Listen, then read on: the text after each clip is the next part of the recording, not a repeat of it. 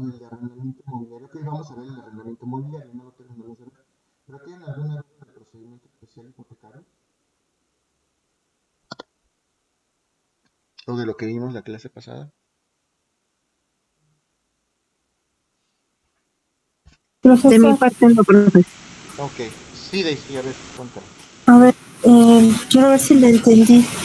Se supone que por ser un juicio especial hipotecario es un juicio sumario, Ujú, pero pues yo le entendí que es un proceso un poco más corto ujú. y y bueno, aquí lo único que me queda un poco de duda es cuando se emplaza a la parte, el banco va a solicitar que se gire un oficio al registro público de la propiedad Sí, es para correcto. solicitar una cédula hipotecaria. ¿Es Ese así? oficio que te dan, más bien, cuando el banco demanda o el acreedor hipotecario, porque no necesariamente es un banco, si una persona te prestó un dinero bastante como para que amerite dar en garantía un bien inmueble, tú constituyes una hipoteca, que además por el monto tendría que ser ante notario público y esa hipoteca se inscribe en el registro público de la propiedad para garantizar justamente ese monto, ¿no? Entonces, si tú incumples en esos pagos, obviamente te van a demandar para hacer efectiva esa hipoteca.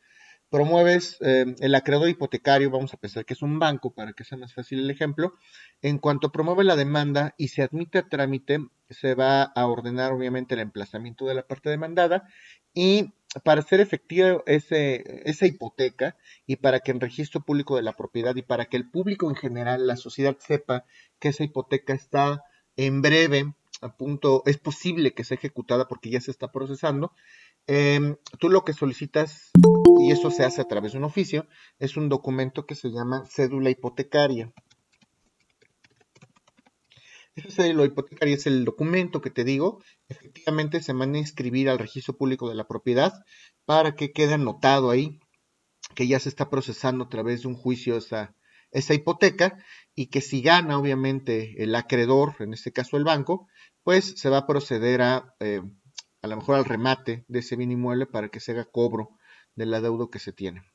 ¿Sí está claro, Daisy? Profesor, Ok. gracias. Bien, ¿alguna otra duda? Bueno, entonces vamos a continuar con nuestro proceso de arrendamiento inmobiliario, que también les comentaba que es un juicio especial, es un juicio de tramitación especial reglas eh, pueden ser, o más bien son distintas respecto al proceso ordinario civil. Ese también es un juicio sumario y se da además cuando nosotros tenemos como documento base de la acción un contrato de arrendamiento. Es posible que cuando nosotros firmamos un contrato de arrendamiento, el arrendador, el dueño, la persona que nos renta, nos pida un fiador para garantizar el adeudo. Y en ese caso, pues obviamente el fiador tendría que responder con la garantía que dio, generalmente es un bien inmueble, y en ese caso, en un caso normal, ordinario, pues también tendríamos que demandar al fiador. Se demanda al inquilino, al arrendatario, se demanda al fiador. ¿Para qué?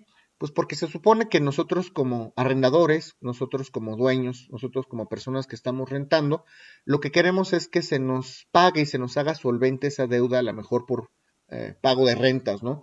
El inquilino nos debe muchísimas rentas y en caso de que nos fallen las rentas, ¿cómo le hacemos si el inquilino no tiene dinero? ¿Con qué nos cobramos? Pues vamos a solicitar un fiador para que ese fiador responda con una garantía inmobiliaria, con un bien inmueble en un momento dado.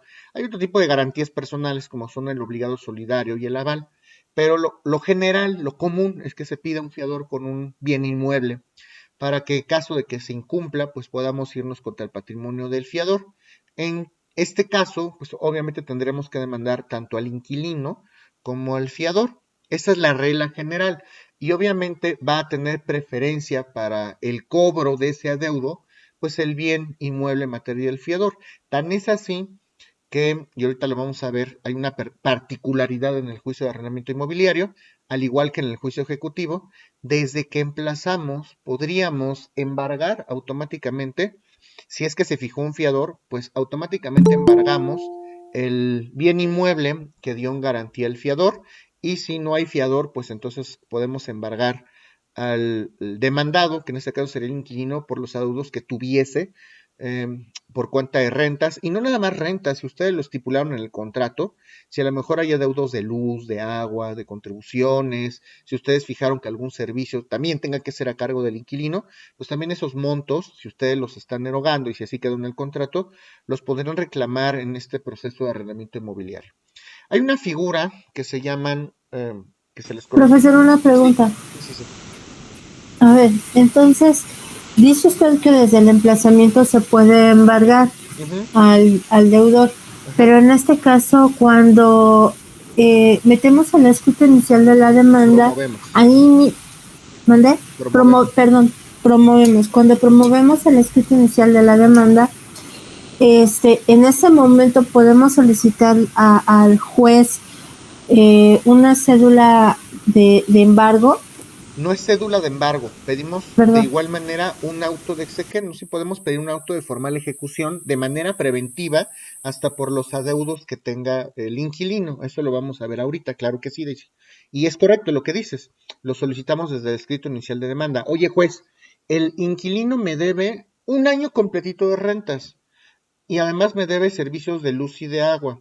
Me debe en total, no sé, 60,000 pesos. Por favor, líbrame un auto de formal ejecución para que al momento en que sea emplazado el inquilino, pues pueda embargarle bienes suficientes. O si establecimos un fiador, si determinamos una garantía real a través de un bien inmueble, un fiador prestó su casa, firmó para prestar su casa, en ese momento pues no nos vamos con el inquilino, nos vamos directamente con el fiador. A ver, pues el fiador es el que, al fiador también se le tiene que emplazar en juicio, emplazar para este proceso. Entonces, esa es la ventaja de establecer el fiador. Y era lo que les iba a comentar ahorita. Hay una figura que se llaman beneficios de orden y excusión. Beneficios de orden y excusión. ¿Qué quiere decir eso? En un proceso de arrendamiento inmobiliario, si yo señalo un fiador para garantizar mis posibles adeudos, pues obviamente ¿quién es el deudor principal? El inquilino, ¿no? ¿A quién tendría que cobrarle primero el adeudo? Al inquilino y luego el fiador. Eso sería lo correcto, ¿no? Orden y excusión. Primero el inquilino, si el inquilino no tiene, me voy con el fiador. Esa es la regla general. ¿Hasta aquí tienen alguna duda?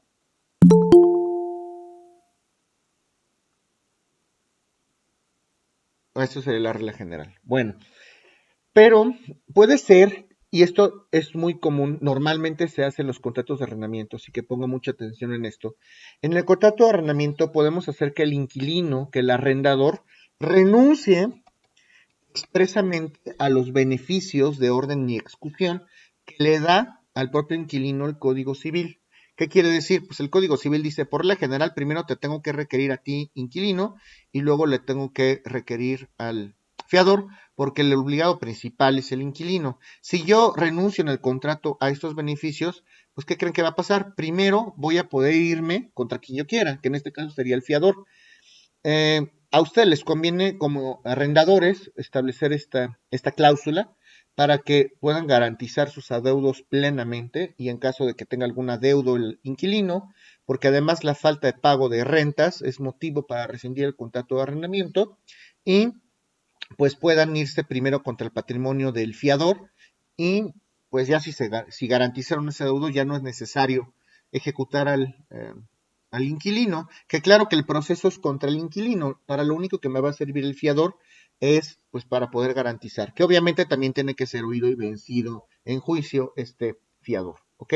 ¿Tienen alguna duda con esto que estoy comentando? ¿Cómo se calcula el precio de los objetos a embargar en caso de que haya factura? Dice Martín. Bueno, lo ortodoxo es, y ahorita se los voy a comentar, eso sería en ejecución de sentencia. Antes del procedimiento de remate, como se los comentaba en la sesión pasada, antes del procedimiento de remate, ya en ejecución de sentencia, primero que hacen, vamos a suponer que yo perdí ya la sentencia y me condenaron al pago de 1,000,000 de pesos, ¿no? Entonces, lo primero que se hace es requerir de manera voluntaria al deudor para que dentro del plazo de 5 días haga pago voluntario. Si no lo hace, entonces nos vamos a la vía de premio. Yo puedo ir a embargar y entonces vamos a suponer que me voy al domicilio del demandado a embargar. Embargar simplemente es señalar los bienes con los cuales yo pretendo cobrarme. ese es el acto del embargo, pero el embargo es diferente a que yo me pueda quedar físicamente o pueda ser depositario o pueda tener disposición del bien embargado. Si yo embargo un carro o una casa, pues puedo no quedarme con ella, simplemente lo señalé como garantía. Si yo pido además de embargar que me nombren depositario de lo embargado, ahí sí, que normalmente se pide, ese es el chiste del embargo. Ahí sí, voy con fuerza pública, me quedo con el carro, me quedo con el inmueble hasta que no se decida qué más va a pasar. Ahora, vamos a suponer que yo quiero rematar esa casa para cobrarme ese $1,000,000. Yo como actor tengo, de eso así lo establece la propia ley, tengo que hacer un avalúo para que mi perito evaluador diga cuánto vale el inmueble. Vamos a suponer que dice que vale 1,5 millones.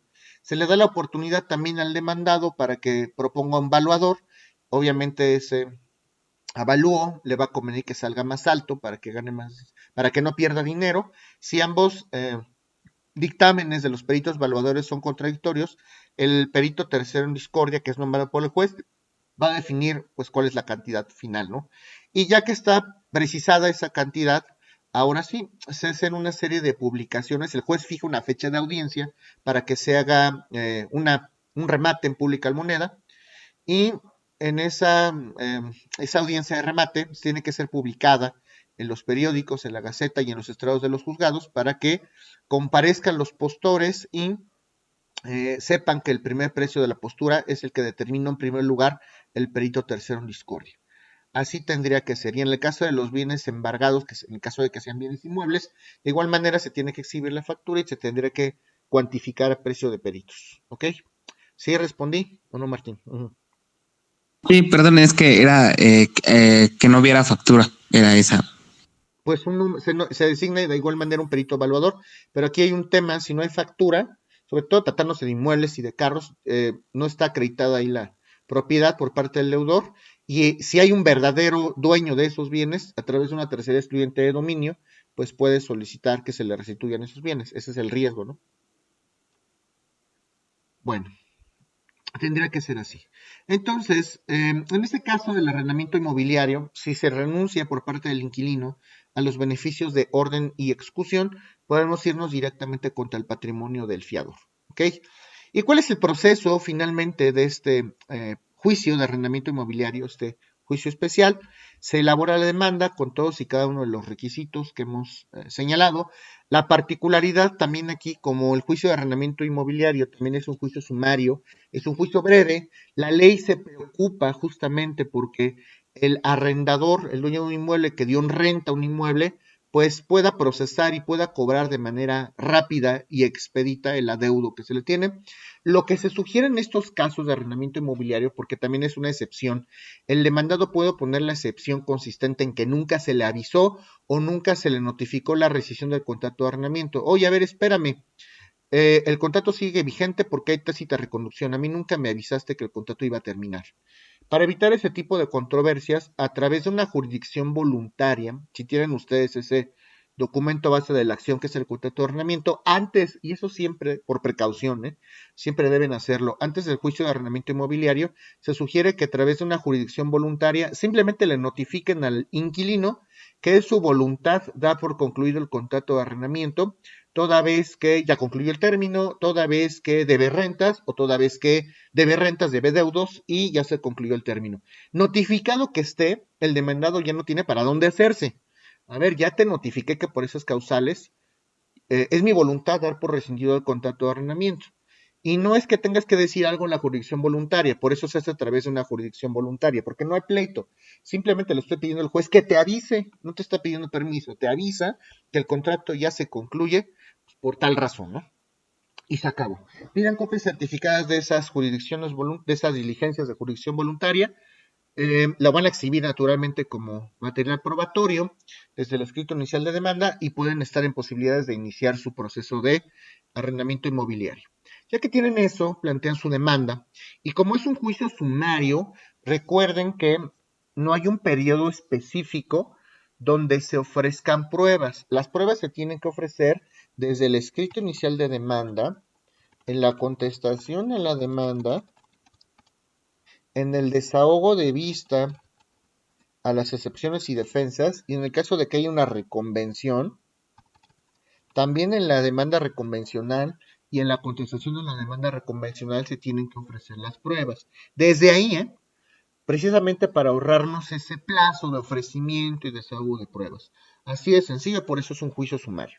Y desde el escrito inicial de demanda, el arrendador, el actor puede solicitarle, como les he comentado, el embargo de bienes suficientes en contra del demandado para garantizar el cumplimiento y el pago de estos adeudos. Una vez que sea presentada la demanda, ya saben, me meto a la página de la Oficina de Partes Común del Tribunal, me designan lugar, fecha y hora. A lo mejor, si es el inquilino, si nada más voy a demandar al arrendatario, pues se exhibe una copia de traslado. Si también va a ser un aval o un fiador o un garante, se exhibe una copia de traslado adicional para que le corran traslado también a el fiador o ese garante. ¿Ok? Ya que es promovida, tengo que revisar el boletín judicial. Se admite a trámite esta demanda de arrendamiento inmobiliario, se va a ordenar inmediatamente el emplazamiento. En cuanto se admite a trámite la demanda, en el propio auto admisorio de la demanda, si yo lo pedí, claro está, el juez me va a librar un auto de formal ejecución o un auto de exequendo.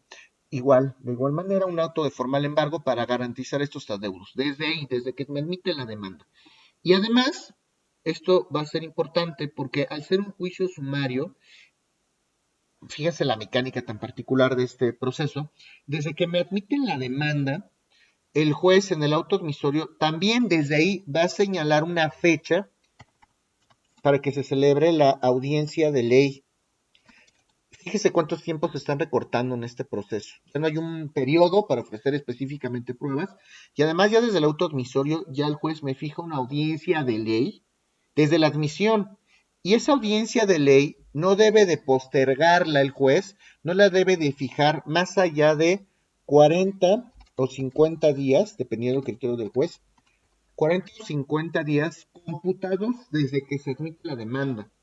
Es decir, si desde que me admiten la demanda el juez va a fijar una audiencia de ley para el desahogo de las pruebas, no puede irse esa audiencia más allá de 40 o 50 días de esa fecha del auto admisorio de la demanda, justamente para preocuparnos y para que este proceso sea más breve. ¿Sí está claro esto o no?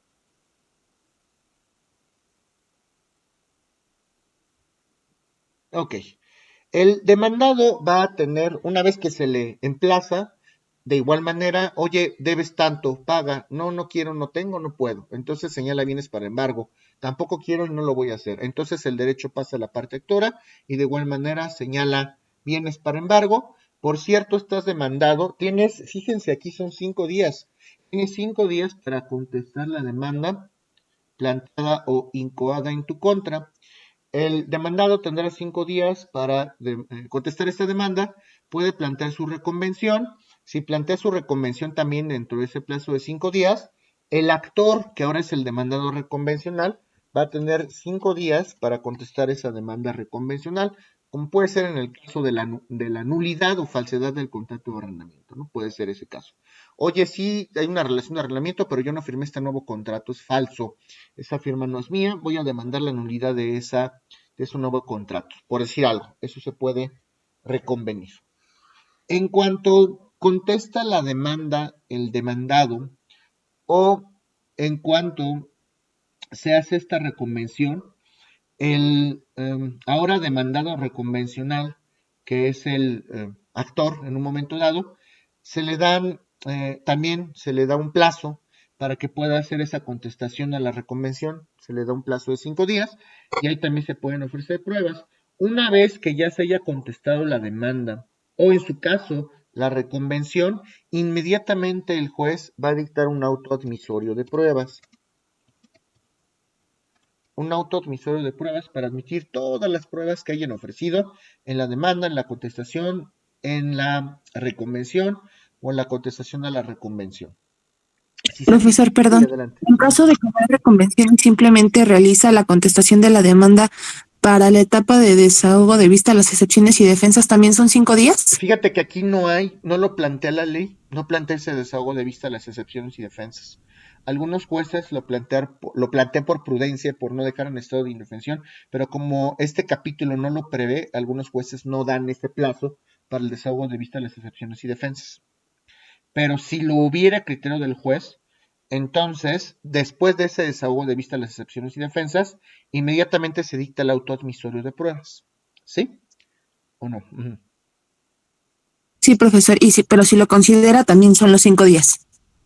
Pues normal, es que la ley dice que para los plazos que no están expresamente determinados en la ley, se tiene que fijar el plazo de 3 días. Si el juez te quiere dar un plazo para algo y la ley no te lo dice expresamente, el Código de Procedimientos Civiles dice que en estos casos donde la ley no fija un plazo, el juez tiene 3 días, puede fijar 3 días para dar este tipo de vistas. Entonces, en caso de que sea criterio del juez, por supuesto que va a dar 3 días, no 5. ¿Ok? Sí, gracias, profesor. Ok. Si fuese este caso, desahogo, pues ya, se hace el desahogo de vista de las excepciones y defensas, si no, simplemente se contesta la demanda, y una vez contestada la demanda o este desahogo de vista de las excepciones y defensas, inmediatamente el juez va a dictar un auto admisorio de pruebas, y las partes pues tendrán que preparar para el desahogo en la audiencia de ley todas estas pruebas. Se supone que dice el Código de Procedimientos Civiles que como este es un proceso sumario, eh, no se puede diferir la audiencia de ley a menos que el criterio del juez sea muy necesario. Si yo ofrecí muchas pruebas, actor o demandado, ofrecimos periciales, ofrecimos testigos, confesiones, pues a lo mejor sí, al criterio del juez se puede diferir, pero el juez va a procurar que se resuelva lo más pronto posible y si es posible que el periodo probatorio, que el desahogo de pruebas se cierre en una sola audiencia de ley. Además, al ser un proceso sumario, al terminar este periodo de desahogo de pruebas en la audiencia de ley, inmediatamente se dictan se rinden los alegatos de manera verbal y según la ley, el juez tendría que dictar sentencia en ese momento, pero a veces es materialmente imposible. Entonces lo que hace en ese caso el secretario de acuerdos es, le pide a los abogados que rindan sus alegatos ahí mismo verbales y pues cierra la audiencia, turna el expediente para sentencia y la verdad es que luego sí te toman sus 15 días para, en este caso, para dictar la sentencia. ¿Sí está claro este proceso de arrendamiento inmobiliario?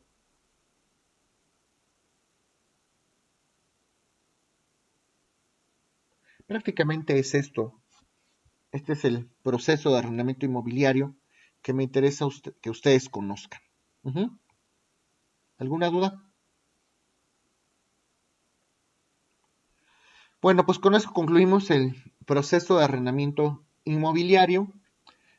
Algo que me interesa platicar con ustedes ahora, procedimiento importantísimo, además, no se pueden ir de aquí sin conocer este proceso.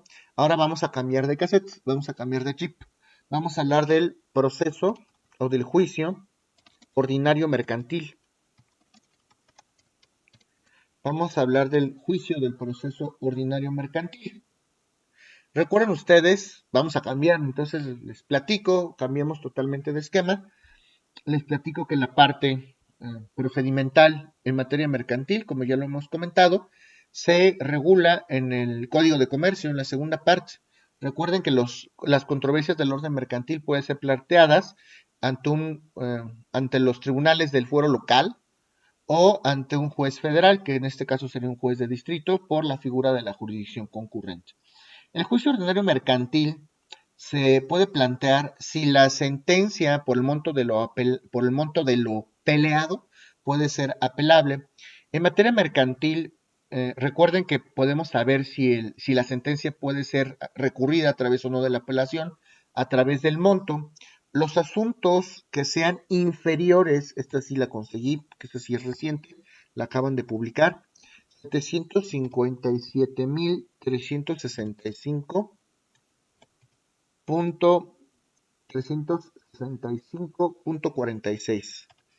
Si el monto del negocio, el monto del juicio, es inferior a esta cantidad, 757.365.46, si es inferior a este monto, el juicio no es apelable, la sentencia definitiva no es apelable y lo único que nos quedará es el amparo directo. Si es superior a esta cantidad el monto de lo demandado, sí podemos recurrir podemos plantear el recurso ordinario de apelación y después el amparo directo.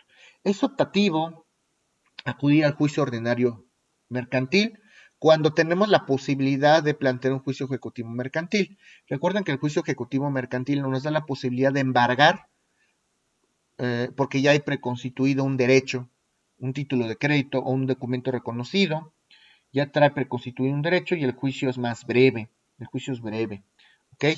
En el caso de que yo no quiera eso y quiera irme al juicio ordinario mercantil para acreditar todos los extremos que tengo que acreditar en juicio, o si ya feneció mi derecho para plantear el proceso ejecutivo mercantil, o si no pude lograr que el deudor me confesara a través de los medios preparatorios, entonces pues tengo que irme al juicio ordinario mercantil, donde tendré que acreditar pues justamente que existe un adeudo, una relación anterior al adeudo, un monto y todo lo demás.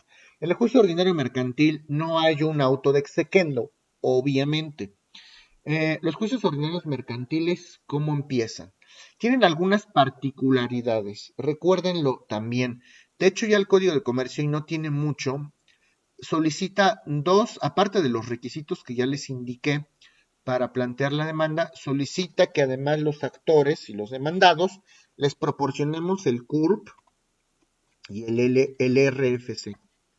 Claro que el Código de Comercio dice que si manifiesto bajo formal protesta de decir verdad, que si no tengo CURP o no tengo RFC, pues no lo estoy proporcionando. Por esa razón, no me podrían desechar mi demanda.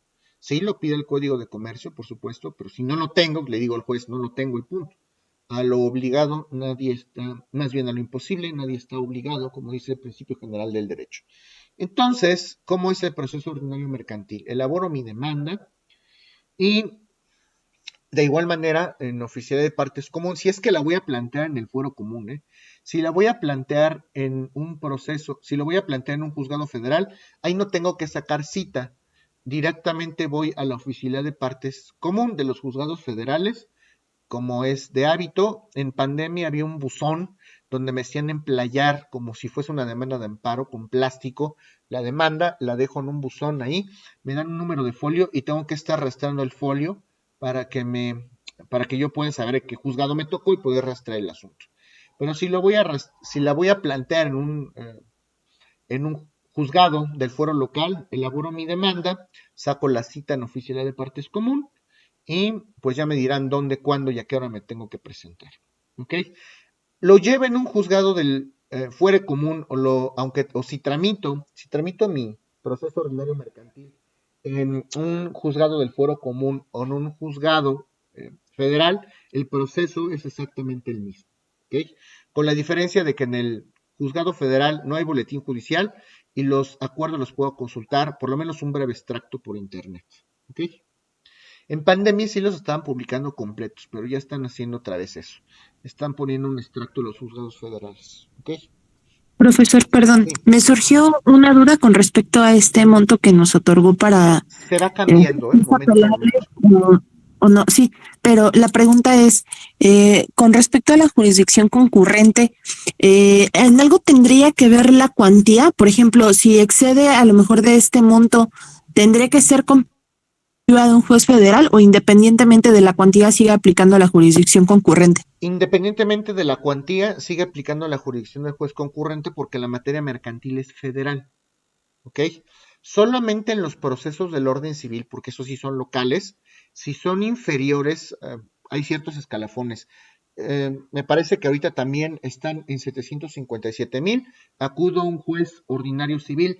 Si el monto es aproximadamente de 300,000 pesos, pero no llega a los 700,000 pesos, el juicio civil tendrá que ser en la vía oral, más o menos ese es el monto, y si es inferior a esos 300,000 pesos, el juicio se procesa, que en todos los casos son inapelables, desde luego, el juicio se debe de tramitar ante los jueces de cuantía menor, que antes se los conocía como los juzgados de paz, ahora son juzgados pues de cuantía menor, simplemente, ¿ok? ¿Sí está claro o no? Sí, profesor, perfecto, gracias. Ok. Bueno, entonces, en este proceso ordinario mercantil se plantea la demanda y existen las mismas posibilidades, me pueden admitir, me pueden prevenir o me pueden desechar. Si me previenen y desahogo en tiempo y forma la vista, pues me la admiten, si no me desecharán. Aquí no hay autoexequendo, evidentemente, ya que me admiten, se va a ordenar el emplazamiento, como ustedes ya lo saben, y se va a ir con las mismas reglas que establece el propio Código de Comercio, prácticamente son las mismas reglas del emplazamiento. Voy a buscarlo al domicilio, al demandado. Si no es ese, me dan vista, puedo señalar otro domicilio. Si no, pido oficios, si los oficios no se reporta nada, pues puedo pedir emplazamiento por edictos. Prácticamente es exactamente lo mismo. Una vez que se emplaza a la parte demandada, en el juicio ordinario mercantil, el demandado tiene un plazo de 15 días para contestar la demanda. ¿Ok? 15 días para contestar la demanda en un juicio ordinario mercantil. Y también es posible que pueda plantear reconvención. Es posible que en este caso el demandado pueda plantear la reconvención en la misma contestación a la demanda. Si plantea la reconvención y es admitida a trámite, obviamente van a emplazar o van a emplazar a la parte demandada reconvencional, que en este caso es el actor, y el demandado reconvencional va a tener 9 días para contestar esa famosa reconvención. En este caso, y en todos los casos, como es un proceso ordinario con los plazos especiales, sin plazos especiales más bien, después de la contestación de la demanda reconvencional, se da un desahogo de vista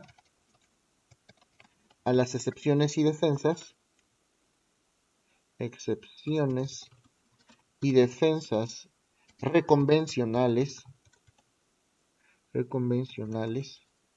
hasta por el plazo de 3 días.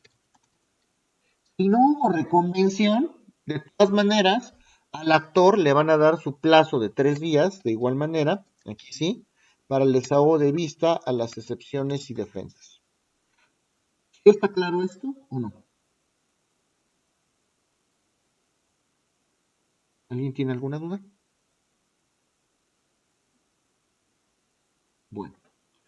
Ya que se hizo este desahogo de vista a las excepciones y defensas, o en su caso, al desahogo de vista a las excepciones y defensas reconvencionales, ahora sí, fíjese que el Código de Comercio no refiere nada justamente con atención a esto de la parte de conciliación, a la parte previa y de conciliación, pero los jueces saben que en todo momento tienen la obligación de promover a las partes esta práctica de la conciliación. Sin embargo, bueno, ya en el proceso ordinario mercantil, en cuanto se hace el desahogo de vista a las excepciones y defensas, ya sean normales o reconvencionales, automáticamente el juicio se abre a prueba. Ya se cierra la litis, se cierra el candado procedimental y el juicio se abre a prueba. El juicio se abre a prueba. El periodo probatorio, y fíjense, porque esa es una diferencia muy marcada con el proceso ordinario civil. El periodo probatorio en materia mercantil, en un proceso ordinario mercantil, es de 40 días. 40 días. De esos 40 días, los 10 primeros días son para ofrecer pruebas.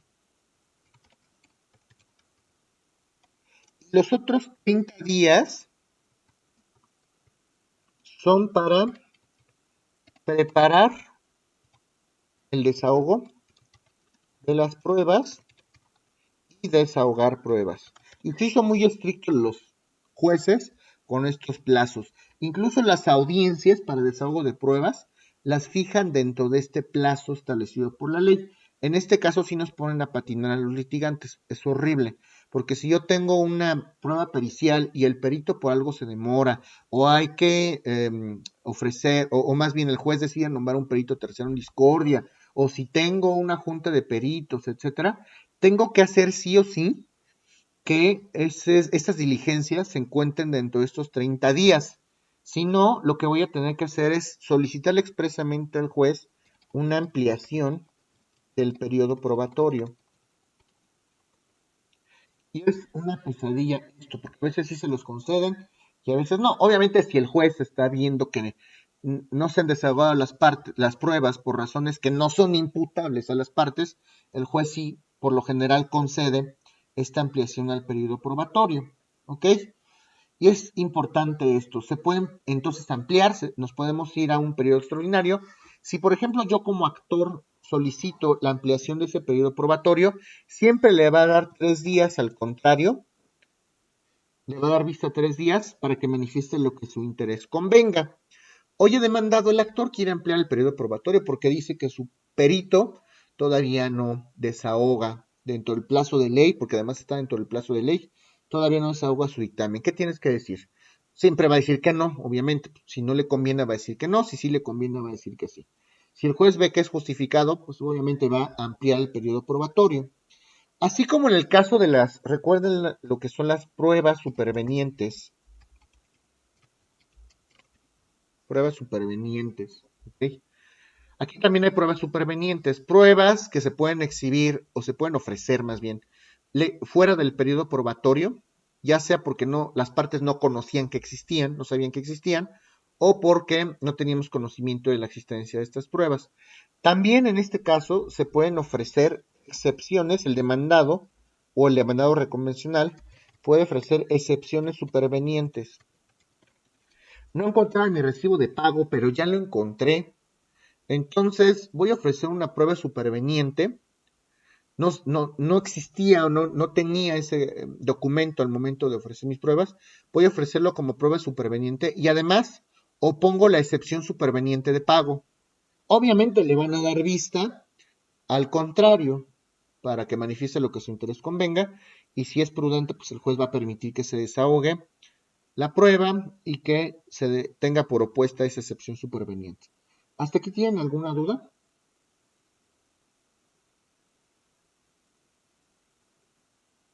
Ok.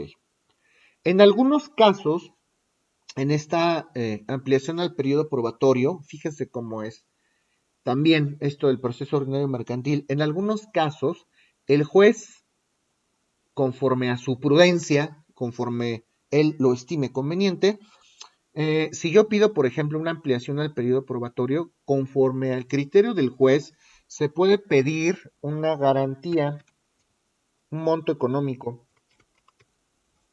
¿Ok? Tú estás pidiendo un periodo probatorio, te estás pidiendo un periodo extraordinario, estás pidiendo que se amplíe el periodo probatorio, pero vamos a pedirte como una garantía en realidad. Te voy a fijar una garantía, sí te lo voy a conceder, te voy a dar 30 días más, pero te voy a fijar una garantía para que nos aseguremos de que en efecto vas a desahogar estas pruebas y tienes la necesidad de hacerlo.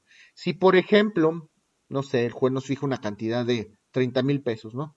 Y yo pedí esa ampliación, me concede la ampliación del periodo probatorio, y yo por alguna razón no desahogo las pruebas y se quedan desiertas, ya fue por falta de interés jurídico, el juez va a hacer efectiva esa sanción, el juez va a hacer efectiva esa garantía y esos 30,000 pesos se los va a dar al demandado para garantizar esos posibles daños y perjuicios, porque ampliar el periodo probatorio seguramente le ocasionó algún daño y perjuicio al contrario.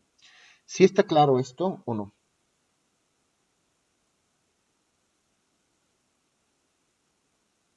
¿Alguna duda? Bueno, una vez que se concluye este periodo probatorio, muchachos, ya se desahogan todas las pruebas, automáticamente se cierra la etapa de pruebas y aquí sí se van a dar 3 días comunes a las partes para que rinden sus alegatos.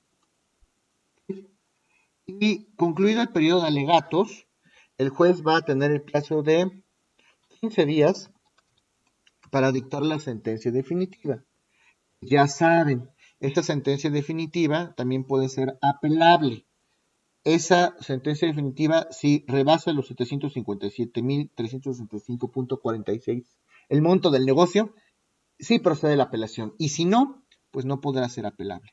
Después de la apelación, que es exactamente lo mismo, como la misma manera que les enseñé en materia civil, si yo pierdo la apelación, todavía me queda el amparo directo y después de eso ya no hay nada que hacer. La vía de apremio prácticamente es igual y pues prácticamente ese es el proceso ordinario mercantil. ¿Tienen alguna duda respecto de este proceso ordinario mercantil?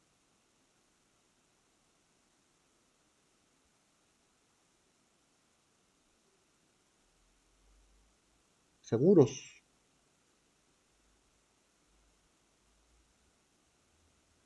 Bueno, me resta entonces platicarles de los juicios orales, que eso también es bastante importante. Así como hay un juicio oral civil,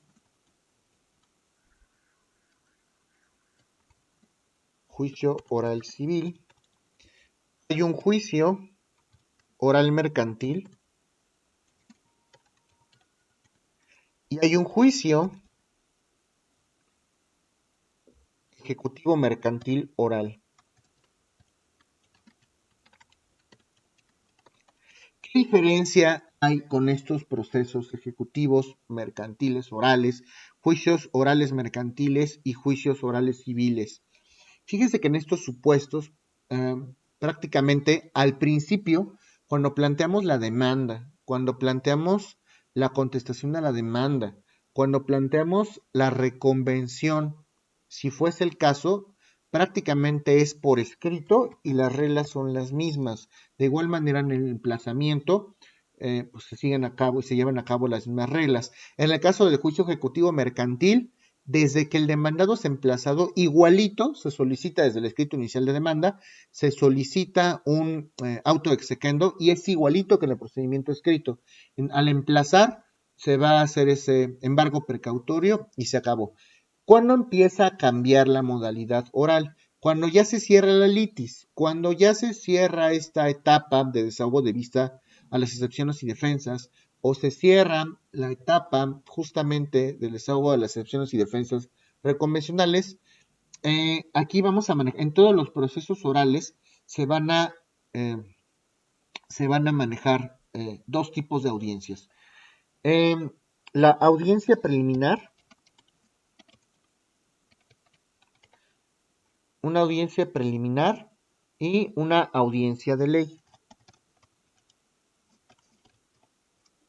Aquí es donde cambian las cosas.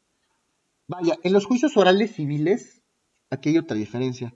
En los juicios orales civiles, a diferencia de los orales mercantiles, si voy a plantear un juicio oral civil, las pruebas se ofrecen desde la demanda, contestación a la demanda y desahogo de vista de las excepciones y defensas.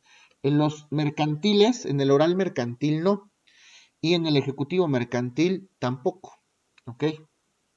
De hecho, hay una audiencia preliminar.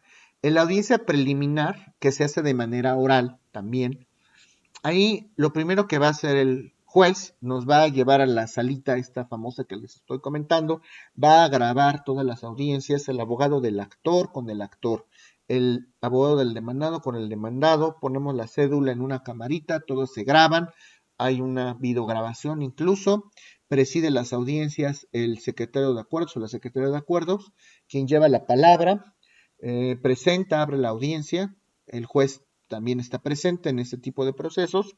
Y en la primera audiencia, en la audiencia preliminar, pues se va a proponer primero una etapa conciliatoria. En los procesos en los que se tienen que ofrecer pruebas, se ofrecerán pruebas. En la audiencia preliminar siempre se ofrecen pruebas. En el caso de los juicios orales civiles, en la audiencia preliminar no se ofrecen, pero sí se admiten las pruebas en la audiencia preliminar. Y prácticamente pues eso es todo. Obviamente se depuran también las excepciones y defensas. Si fuese el caso, las excepciones y defensas de previo y especial pronunciamiento se depuran y pues prácticamente es todo lo que se hace en esas audiencias preliminares. Profesor, Sí, adelante. ay, perdóneme, No, es que adelante. me perdí por completo. A ver, quedamos que de inicio en cualquiera de estos tres que son orales Ajá. se lleva como en los demás, o sea, se lleva de forma escrita. Ajá. Ok, Solamente cambia. solo en los juicios orales civiles, desde la demanda, contestación y desahogo, desde ahí ofrezco pruebas. En los mercantiles no. ¿Ok? Espérame tantito, desde el inicio ofrezco pruebas. En los orales civiles.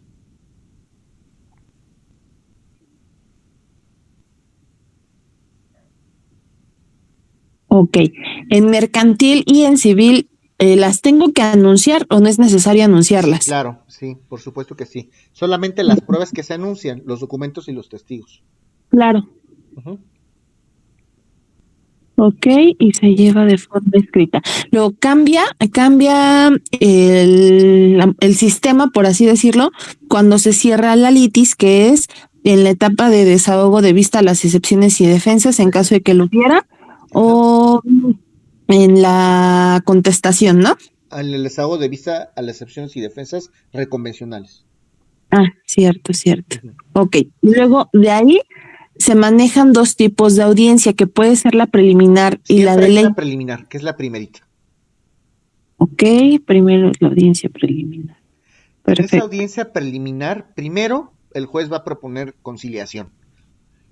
Los va a exhortar a una conciliación. Si no se puede, va a depurar las excepciones y defensas de previo y especial pronunciamiento. Incompetencia, litispendencia, no sé, conexidad de la causa, falta de personalidad, todas esas que se deben de resolver antes, ¿ok? Ok. Después de eso, va a admitir las pruebas que hayan ofrecido las partes, y va a fijar fecha de audiencia para la audiencia de ley.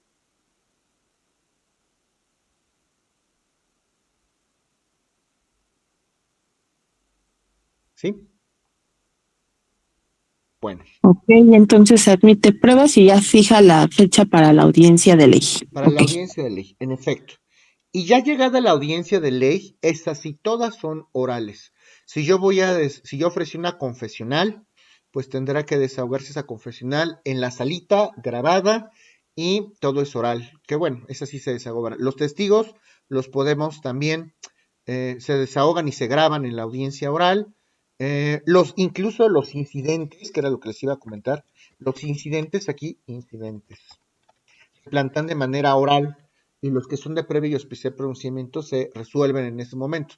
Yo voy a plantear en este acto incidente de previo y especial pronunciamiento consistente en la falta de personalidad del actor por esto y esto y esto. En ese momento le dan vista al demandado y él tiene que contestar oralmente y ofrecen pruebas, si es que hay pruebas que ofrecer, eh, se fija una fecha nueva o si no, si son documentos y ya están, en ese mismo momento se desahoga y puede ser que en ese mismo momento dicten la interlocutoria o se la reserven.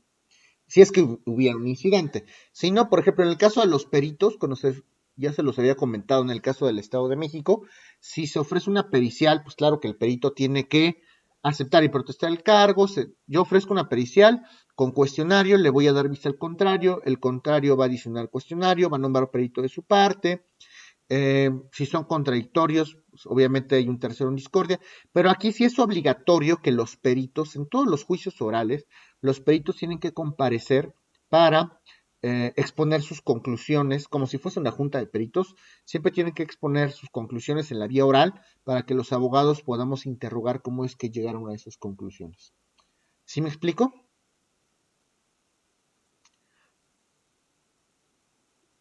Bueno, y después de esto, pues los alegatos siempre se formulan de manera verbal, se cierra ya prácticamente el proceso y se dicta sentencia. Y obviamente también puede ser apelable o no, dependiendo del monto. Si es apelable, pues la apelo. Si pierdo, me voy al amparo directo. Si no es apelable, me voy al amparo directo y se acabó. ¿Qué tipo de procesos? ¿Cómo sé si puedo plantear un juicio oral mercantil o un ordinario mercantil? Eso es elección de ustedes, ¿eh? Así lo establece el propio código. Antes se hablaba de cuantías, ahorita ya es optativo. ¿Quieren que su proceso sea oral o quieren que sea escrito? Ustedes decidirán en un momento dado. ¿Tienen alguna duda de esto, amigos?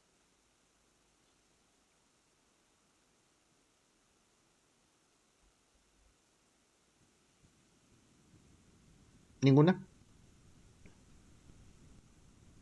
No, profesor.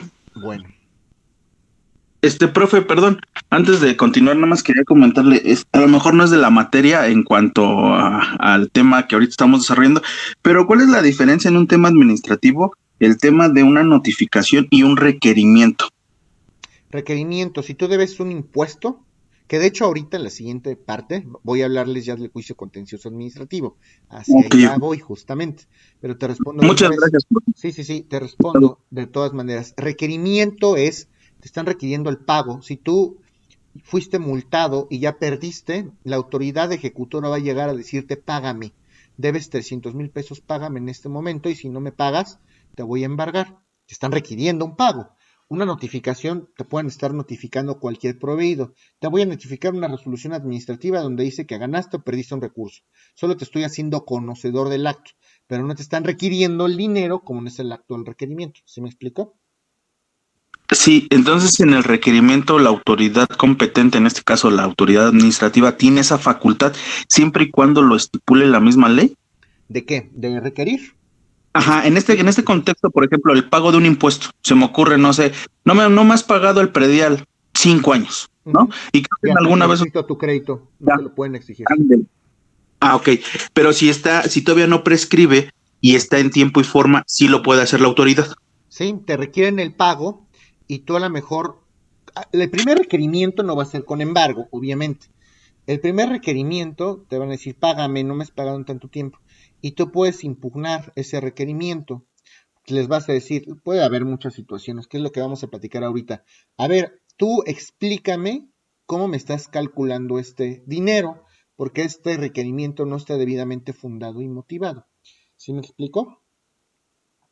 Sí, es que eso me generaba duda porque, digamos, en el tema mercantil puede ser que a lo mejor un requerimiento ya vaya a ejecutarse. Ahorita en esto, porque eso me quedaba duda, por eso le comentaba y le preguntaba, pero sí, o sea, ya aterricé la idea y conforme lo va explicando, pues ya, hasta que lleguemos, para que no lo spoilemos. Gracias, profe. Exactamente, que ya es después de esto. Vamos a platicar ya del último tema, que son justamente los juicios de nulidad. Eso es lo que veremos después de este descanso. Bueno, son las 10:02, jóvenes, nos vemos a las 10:12, por favor.